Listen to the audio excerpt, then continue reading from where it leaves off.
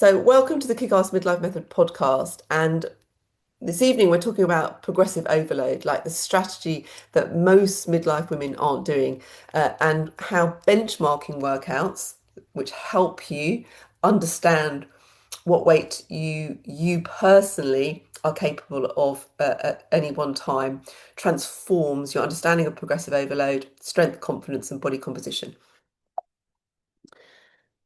So what we're going to cover, again, just to make sure that everyone's aware what progressive overload actually is, the three biggest mistakes that almost every midlife woman makes, what benchmark workouts are and why they're really important, what to do with your results from benchmarking, which it could be, I've not explained it properly, but I still see people doing benchmarks and then not using that benchmark data to actually progress yourself. And then I'm going to give you all a chance to reflect on some questions that I'm going to give you at the end amongst yourself in a breakout room. So yeah, be prepared to talk, not just sit in on this. So what is progressive overload? Essentially, it is about gradually increasing the demand you place on your body over time so that you're putting your body into a state of discomfort in order to build strength. It can mean adding more weight, which is what we're specifically dealing with in the Kickass Midlife Method. It can mean more reps, it can mean more sets.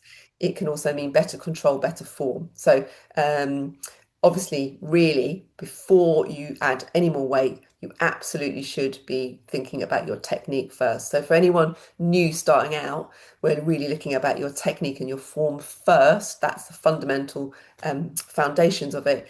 Then here, really, we're looking for more weight. Now, you can add more reps and more sets. That is a way of doing it. What I typically don't teach that as much in here, unless you literally don't have access to more weights, is because we're all short of time. And if you add more weight, if you add more reps and more sets, it just takes longer.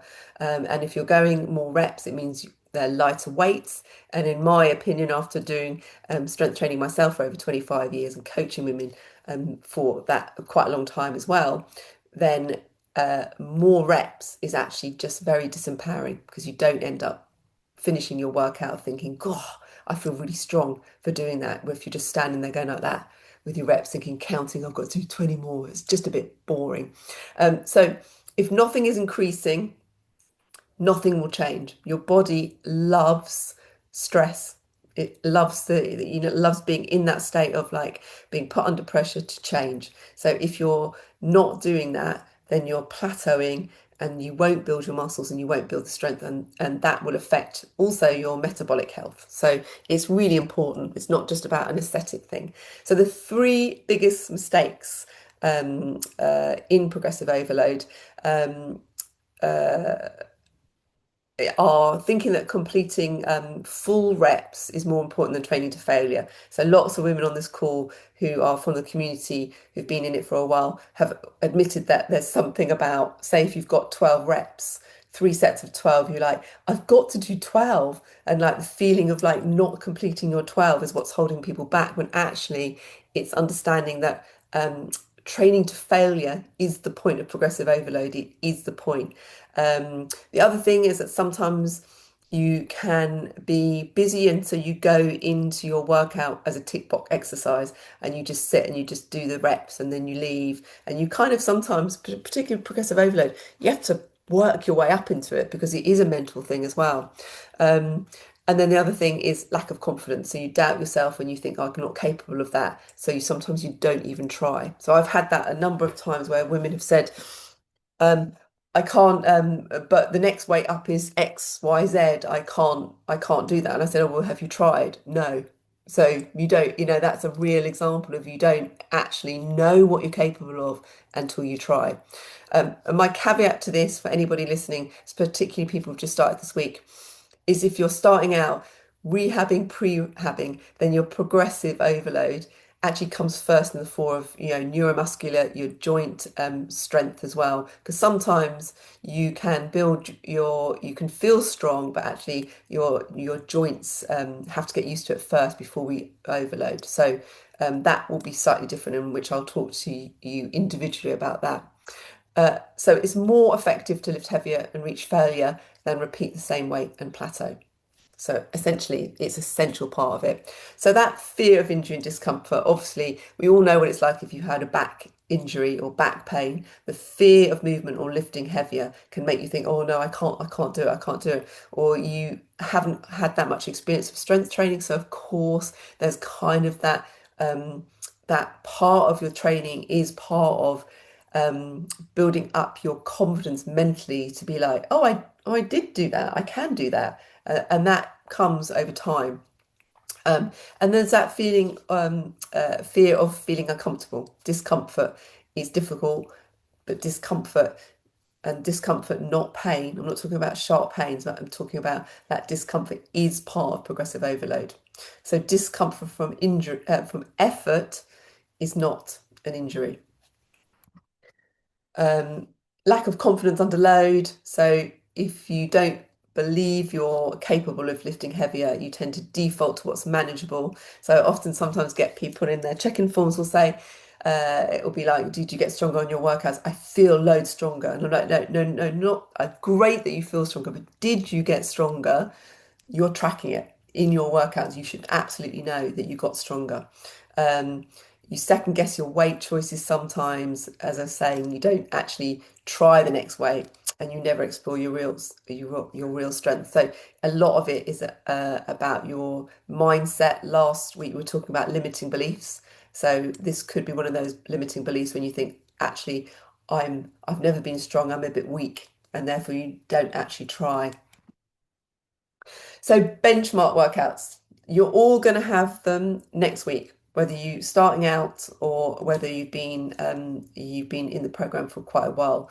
So what they're structured sessions specific to the workouts you're following at the moment, designed to test your current strength and capacity. And that's really important because, as I was saying before, so much of it is also mental.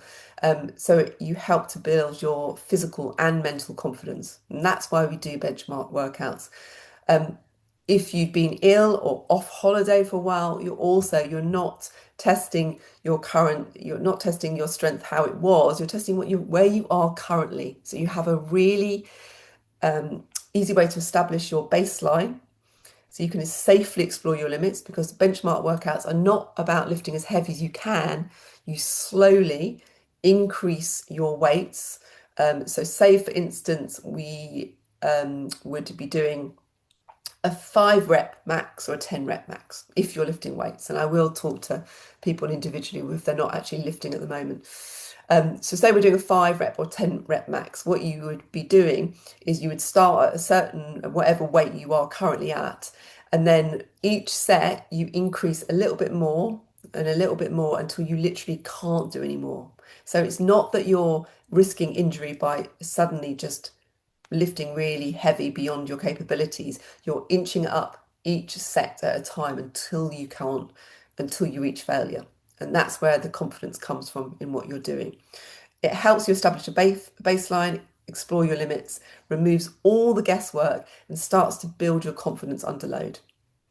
So you just can't overload if you don't know what you're capable of to begin with. So yeah, if you're a beginner or limited weights, we'd be looking at increasing reps, increasing time under tension. So that means for under tension, so if you're in a squat, going down in that squat is under tension, going up is fast. So adding pauses and increasing total volume. So just thought that you might be interested in a couple of terminology things as well. The latest studies, which I think were out quite recently about the American College of Sports Medicine, has shown that actually the best way to build strength and improve body composition is heavier loads. So they're talking about 80% of 1 rep max or 6 to 10 reps are most effective for strength. Repetitions in reverse, so you might come across this, RIR, training to near failure. So leaving 2 or 3 reps in the tank can be effective as well, rather than absolute failure. Now, I'm going to caveat that with you guys because normally when you're doing a benchmark workouts, lots of people do 1 rep max. I don't do that with you guys because 1 rep max is pretty scary. We're going for like massive weights when it's one rep max. And therefore, leaving training to near failure works if you've got your 1 rep max. None of us are doing that. We're doing 5 to 10 rep max. So most of the time we wouldn't be looking for leaving repetitions in reserve. Sets per exercise, 2 to 3 sets per exercise is sufficient, which is what you guys get. Your method, what you use, are equally effective. So free weights, machines, bands, body weight. I would say though that when you're starting out, if you are at a gym, then machines give you a little bit more confidence because you're in a machine. So it's a little bit easier to lift heavier. I think Alex this week said she was in London and like increased her squat by loads just because she was in a squat machine in rather than using dumbbells. Eccentric loading is what I was saying before about that lowering phase. That is, so say if you're doing a bicep curl, that is a lowering phase as you lower down. So if you slow that down, which is why I'm always saying sometimes about your 2 second count down, your that muscle's got to hold it. So that is more effective as well. So after your benchmark, you'll have your 5 or 10 rep max, and this is where I see sometimes people forget to then apply it. You then take 75 to 85% of that 5 or 10 rep max, and then you use that figure the week after to start your workouts at. You don't go back to what you were the week before. You've tested it. You know you're capable of that at 5 to 10 rep max, and then you do 75 to 85% of that, and then go on from there. So it really helps to give you the confidence of knowing exactly what to do so that you train with intent, progress safely, and actually do build your strength over time.